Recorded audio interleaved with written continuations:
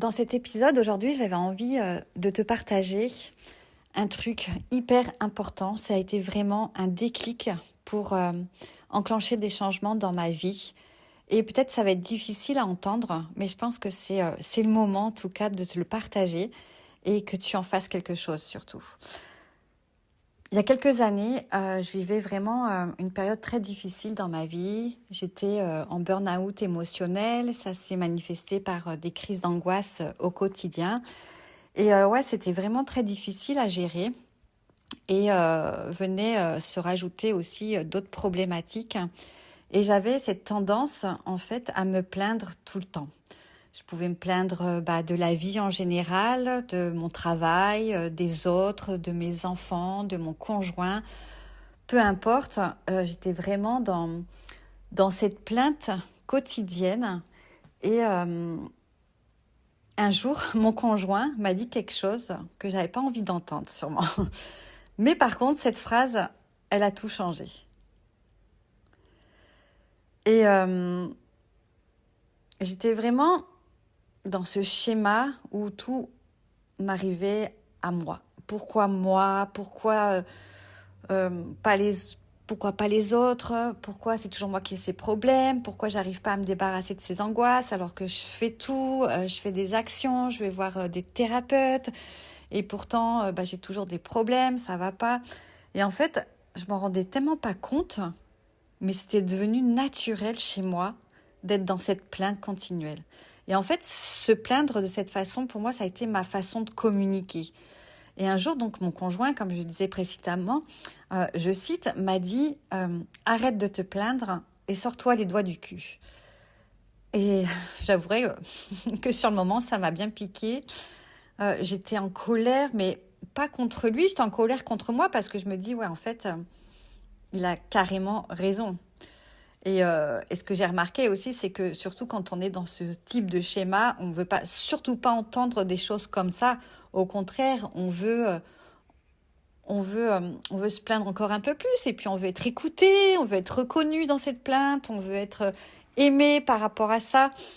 Mais en fait, ça nous aide pas, quoi.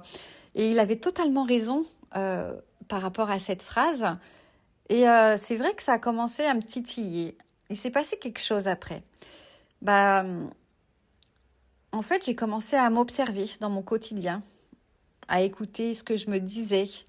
Et j'ai réalisé que dans presque chaque phrase que je prononçais, je me positionnais comme une victime, comme quelqu'un à qui la vie faisait des choses, en fait. Et j'ai bien compris que cette victimisation, pardon, c'était pas être faible. C'était un mécanisme de protection que j'avais mis en place pour qu'on me reconnaisse, pour qu'on m'aime, pour que je puisse être écoutée, entendue.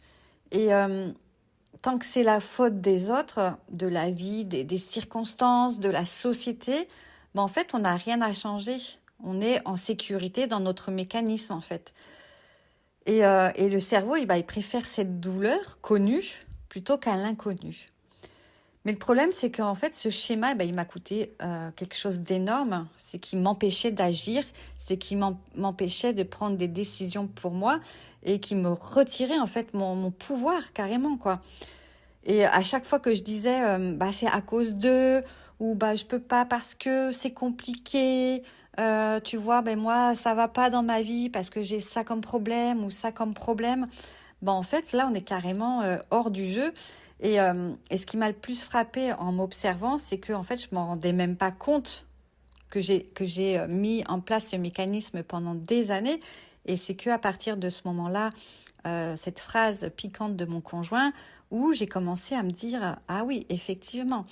Et, euh,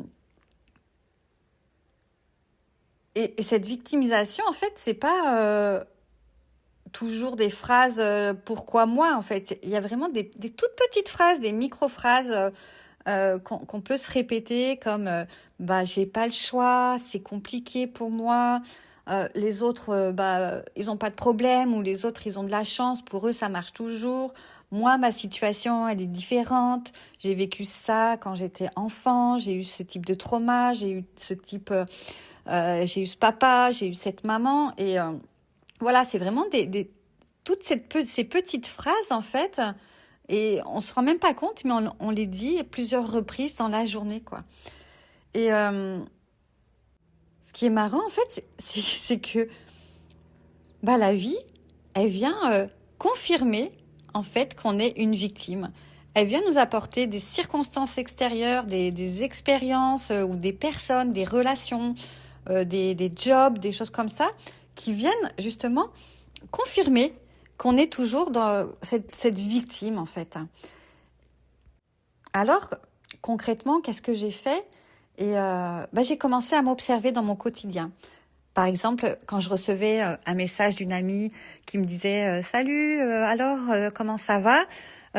Avant, j'avais tendance à écrire oh écoute, c'est pas trop la forme en ce moment. Et là, je changeais en fait. Je venais effacer tout ce qui pouvait être négatif et je rajoutais vraiment et ce que je ressentais quand même les choses positives en fait que je pouvais avoir dans ma vie quoi.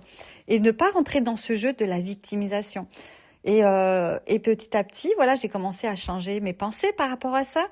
Quand je parlais avec des amis ou avec mon conjoint, donc vraiment essayer de venir modifier en fait d'annuler, d'effacer, de supprimer ce conditionnement, ces choses que j'aurais eu tendance à dire. Et hop, j'arrivais à les attraper au vol, à dire ah non, tu changes la façon de prononcer ta phrase, tu choisis d'autres mots. Et tu vas transformer ça en fait. Et j'ai fait ça petit à petit, que ce soit par les messages, dans des conversations.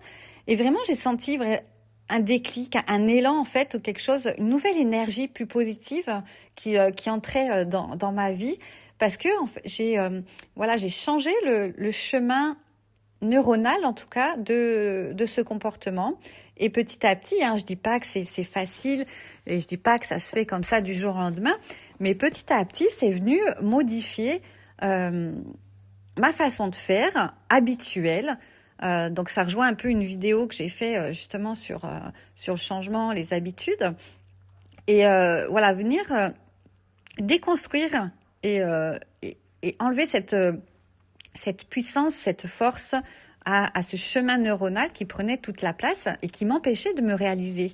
Ça m'empêchait d'avoir de la gratitude envers la vie, ça m'empêchait de m'affirmer, ça m'empêchait de m'exposer, ça m'empêchait de profiter vraiment de la vie, des autres, des moments de partage avec des amis, avec ma famille, parce que avant j'étais tout le temps dans ce négatif. Et ça a été vraiment le premier élément qui a fait que ma vie s'est remise en mouvement. Et avec cet épisode, j'ai vraiment envie que tu prennes le temps de dire ok, à quel endroit je me considère comme une victime, à quel endroit je me plains, et essaye au fur et à mesure comme ça de modifier des choses, que ce soit des petits mots, dans ta façon de parler, dans ta façon d'écrire tes messages, et vraiment reprendre petit à petit le pouvoir sur ta vie, reprendre ta puissance, vraiment ta place en fait de la femme qui se choisit en fait. Voilà. Je vais te laisser avec ça. Observe-toi, observe ce que tu dis pendant les prochaines 24 heures. Et surtout, ne sois pas là pour te juger en fait. C'est juste pour voir, pour observer. Et après, tu prendras la décision de si tu veux sortir justement de ce statut de victime. Et demande-toi, combien de fois tu te positionnes comme quelqu'un à qui il arrive que des malheurs, entre guillemets, plutôt que quelqu'un qui choisit. Parce que ton monde extérieur reflète ton monde intérieur. Et rien que de répondre à cette question, en soi, la réponse, ça sera déjà un déclic pour enclencher des changements dans ta vie.